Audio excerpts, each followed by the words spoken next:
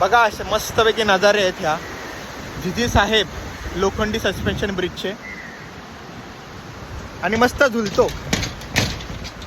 आणि ह्याच ब्रिजवरून आपण आता नागेश्वर मंदिराकडे जाणार आहोत ह्याच ब्रिजचा वापर करून.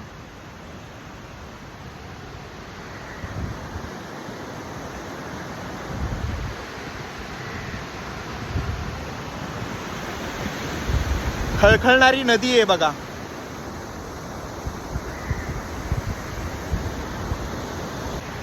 आता या ब्रिजवरून आपण नागेश्वर मंदिराकडे चाललेलो आहोत. झुलतोय ब्रिज हा. केबल स्टेड आहे. खळखळणारी नदी.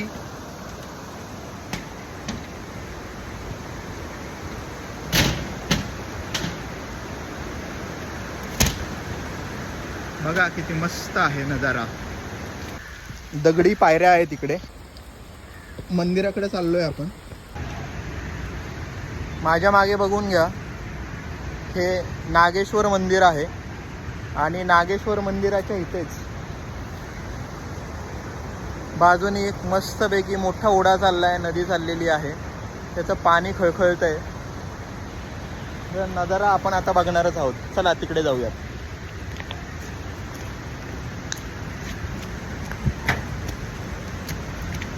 अतिशय सुंदर असा हा नजारा आहे. छोटासा वॉटरफॉल पण आहे इकडे.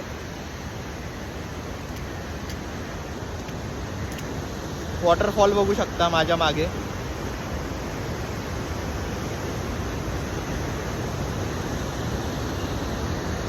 आणि ह्या वाहत्या ओढ्याच्या काठीच हे असं मंदिर आहे.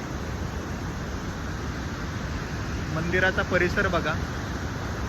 एक ऐतिहासिक महत्त्व असलेलं हे असं मंदिर आहे.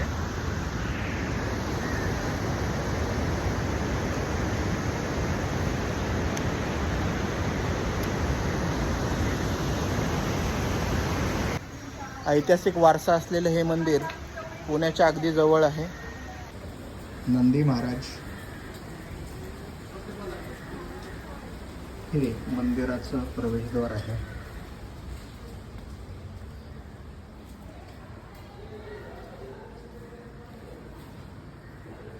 अतिशय पुरातन प्राचीन असं मंदिर आहे.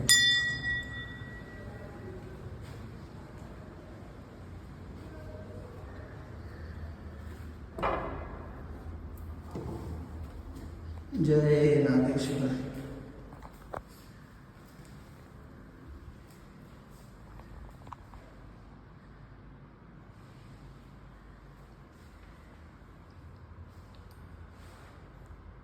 जुनं दगडी स्थापत्यकलेत बांधलेलं हे मंदिर आहे.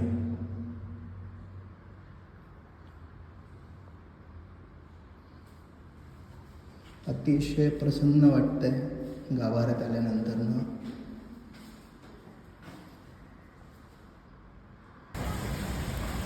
कासव आहे इथल्या कुंडामध्ये.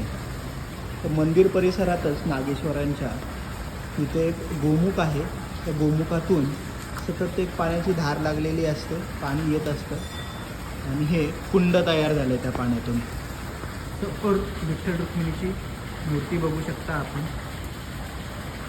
हा हत्ती आहे. तर मंदिरातच हे असं कुंड आहे ज्याला पाणी येते गोमुखातून.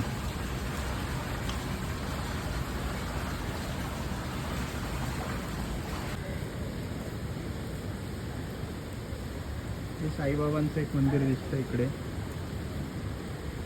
इकडे एक मंदिर आहे. छोटे छोटे असे मंदिर आहेत इकडे.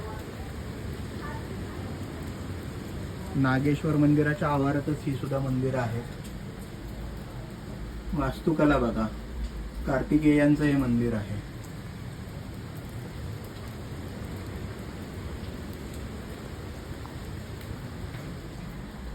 अतिशय कोरीव काम काळ्या कातळामध्ये केलेलं आहे. हा दगडी दीपस्तंभ बघा.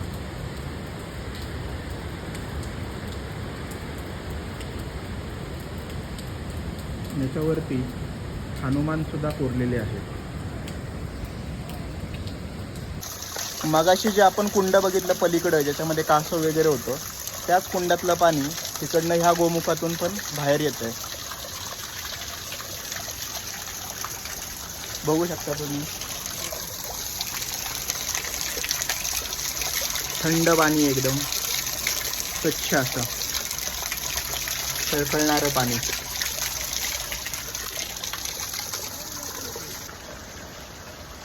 ही विहीर आहे, पूर्ण गच्च भरलेली विहीर आहे. नागेश्वर मंदिराच्या बाजूने हा असा ओढा वाहतोय आणि पावसाळ्यामध्ये याला असं थोडं धबधब्याचं स्वरूप येतं.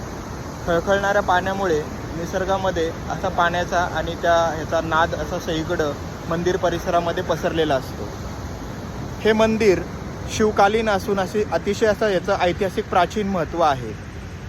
तिथल्या लोकांच्या सांगण्यानुसार हे मंदिर 1800 ते 2000 वर्षापूर्वीचं आहे.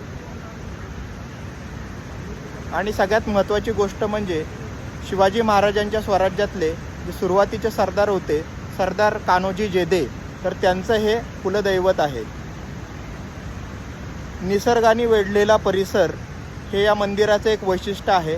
प्राचीन दगडी बांधकाम आहे, त्याच्यावरती कोरीव असं नक्षीकाम केलेलं आहे. बाजूला तिथं सभामंडप आहे.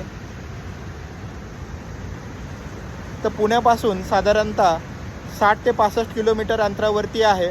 1.5 ते 2 तास लागतात आपल्याला पुण्यावरून ह्या मंदिरापर्यंत पोहोचण्यासाठी. आणि ह्या मंदिराच्या जवळच जिवा महाल, जे शिवाजी महाराजांचे अंगरक्षक होते, त्यांची ही समाधी आहे. बघा, आता आपण या नागेश्वर मंदिराच्या बाजूने वाहणाऱ्या ओढ्यामध्ये वाहतोय. धबधबा एकदम फुल फ्लोमध्ये पाणी खाली बरसवतोय.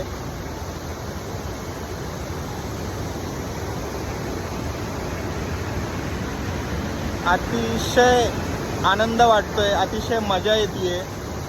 संततधार अशी पाऊस पडतोय, थेंब थेंब पडतात पावसाचे. मगाशीच एक मोठी पावसाची एक सर येऊन गेलेली आहे.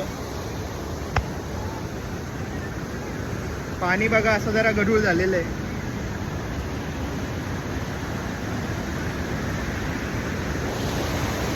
थोडा थोडा पाऊस परत सुरू झालेला आहे. खूप मस्त वाटतंय, खूप छान वाटतंय. सगळ्यांनी नक्की इकडं भेट द्या या पावसाळ्यामध्ये.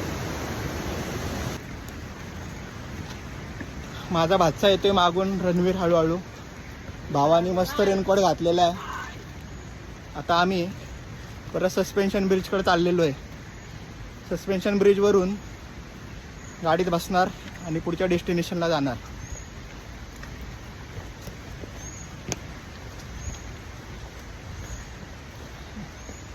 प्राचीन ह्या दगडी पायऱ्या आहेत. पावसामुळे शेवाळ आलेले आहे पूर्णपणे बाजूच्या भिंतींवरती, पण ते दिसायला खूप छान दिसतंय. त्यामुळे असं प्रॉपर निसर्गात आल्यासारखं वाटतंय. सगळीकडे शुद्ध हवा आहे.